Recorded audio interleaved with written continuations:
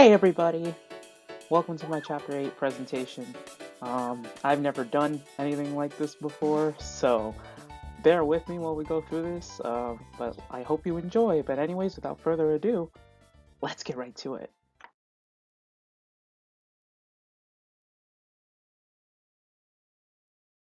The Detroit March for Civil Rights. That is the entirety of Chapter 8. As you guys may already know, each chapter in the book is based on a speech Martin Luther King Jr. gave, and mine just happened to be based on the one he gave at this specific march. Obviously, as the name implies, it was given in Detroit, Michigan on June 23rd, 1963. There was about 125,000 to 150,000 people in attendance. Wow, that is a lot of people. From what the book said, it said it took up about at least 21 blocks, and I tried to look up pictures in order to really capture how many people were there, and there wasn't. It usually was a bird's eye view, and you could just see like a crowd of people essentially, but 21 blocks. Wow. Yeah, it was. Other than before the Washington speech, the I Have a Dream speech, this was the largest like proclamation of people that Martin Luther King Jr. got to go to one of his speeches. Like this was the biggest one. Um, at least before the speech he gave at Washington. Um, this is well due because of the support that he got through the UAW, the United Auto Workers. We'll go into that more specifically later, as well as other local institutions such as local black churches, for example. Um, these two are important because they both have keynote speakers um, in in this speech. Like it wasn't just Martin Luther King Jr. just giving a speech. He had other people speak as well. And I'll go into one of the speakers later on. Another thing about this march is that this happened 12 days after the assassination of the NAACP leader Medgar Evers, which I'll go into more later. And it happened right after the letter for Birmingham jail incident. Essentially what happened was Martin Luther King Jr. was giving a speech in Birmingham, Alabama, and I guess the law there at the time said that you can't there can't be a mass like amount of people at one time. So because of that, he got arrested, and then so he wrote a letter from Birmingham.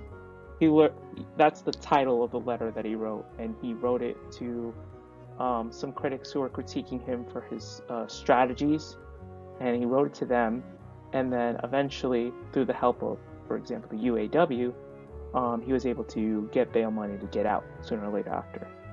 But basically, the goal for this entire speech was just to stop discrimination against jobs, stop discrimination against schools, and stop it against housing. The whole point was to make sure, was basically setting the stage for the Washington speech, essentially. Cue sad music. So, the 1943 race riot. This is important because in the Detroit speech that Martin Luther King Jr. gave, it happened on the anniversary of this riot. Essentially what happened was, in the summer of 1943, during World War II, it was a time of extreme poverty and racism, especially if you were a person of color. Black workers usually tried to get better living arrangements or tried to get better hours, but anytime that happened, white workers would protest against it, saying that they didn't deserve it because they were secondary residents. Essentially, obviously white workers were seeing themselves as superior to them, so the white workers were more important, so they were the top. They mattered first. So because of this, it led to what was established called the Paradise Valley, which is a terrible name because it was anything but.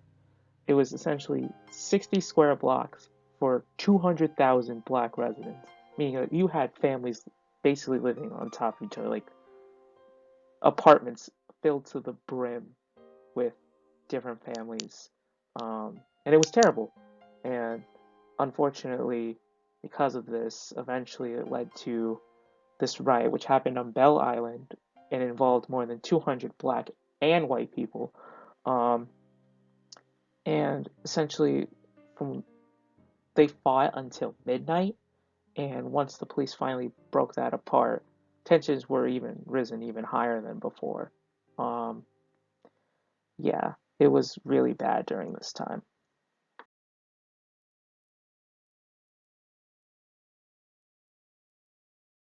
Told you we'd talk about him again. Medgar Evers. He was born in Decatur, Mississippi, and he was constantly met with challenges growing up due to his skin color.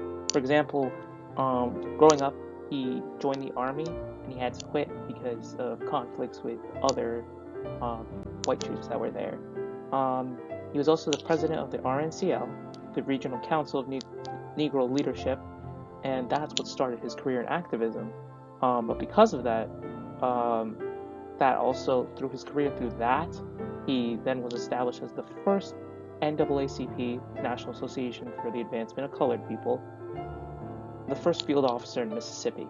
And he was always seen as a target because he was investigating a specific case of Emmett Till, a 14-year-old named Emmett Till, who who was accused of insulting a white woman, um, a white woman who owned a grocery store, I guess, and he was found dead he was found dead in the river, and apparently he was there for 3 whole days, and his killers just got acquitted.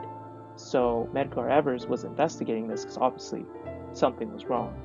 Unfortunately, Evers was shot in the back as he was returning home from one of his NAACP meetings. However, Martin Luther King Jr. made it clear in his speech that him and his efforts, as well as Emmett Till, was not forgotten.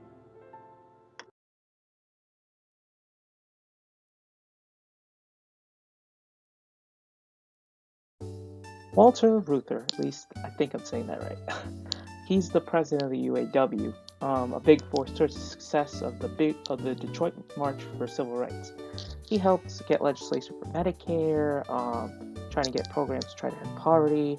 He supported the Montgomery bus boycott in 1956. He also raised enough money to free all those arrested in the Letter for Birmingham incident, and he was one of the keynote speakers at the Detroit March for Civil Rights. He was a big influencer in getting Martin Luther King Jr. where he needed to get towards the march for Washington.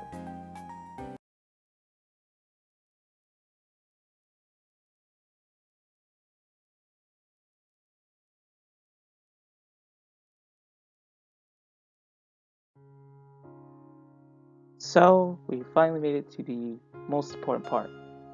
Why do we care? So this march, unfortunately, is forgotten because this happened right before the big speech at Washington. I have a dream. That speech. But this one was really the precursor to that. And not only it really helped strengthen ties between black and white people involved in the march. Um, one thing, and one thing I remember from the speech is him, Martin Luther King Jr., making sure that people know that whether white, black, colored, it doesn't matter. The main goal is we want to have equal rights for everybody. So support anyone who's here, anyone who's making this march with us. This march also helped build a strong alliance between Martin Luther King Jr. and the UAW. Like, without this alliance, the Civil Rights Act might not have passed. It's really, it really depended on these two working together to get where they need to get. It also assisted in the progress of wiping away the legacy of racial conflict. Obviously, the next speech, as mentioned, like I always mentioning the Washington speech, that obviously was a big indicator of that, but this set the stage essentially. Served as a message to the president. That was one of the big things MLK wanted to do, was make sure that the president knows that. Well, the next point really does basically summarize what he wanted the president to know. 3 words: all here and now. We want all of our own rights. We want them here. We want them now. That is the main thing that he wanted through this speech. And it worked.